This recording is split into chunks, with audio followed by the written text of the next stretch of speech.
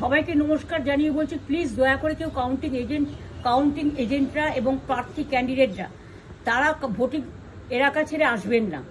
Strong রুমে যেখানে counting হচ্ছে, মানে সেন্টারে, সেখান ছেড়ে কেউ আসবেন না। এটা বিজেপির প্ল্যান। প্রথম 2-3 রাউন্ডে আমি কালকে থেকেই বলছি যে ওদেরগুলো আগে দেখাবে, আমাদেরগুলো পরে দেখাবে। এবং অনেক জায়গায় 2-3 রাউন্ড কাউন্টিং করার পরে প্রায় 100টা জায়গায় কাউন্টিং বন্ধ করে রেখে দিয়েছে। এবং কল্যাণীতে ধরা পড়েছে 7টা মেশিন, যেখানে কোনো মিল নেই।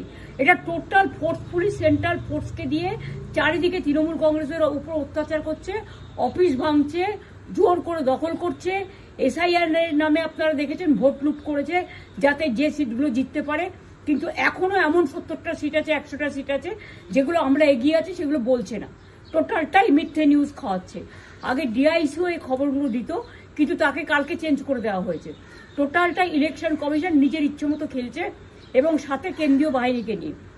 এবং আমাদের পুলিশরা টোটাল মাথা নত করে কেন্দ্রীয় বাহিনীর আন্ডারে কাজ করছে।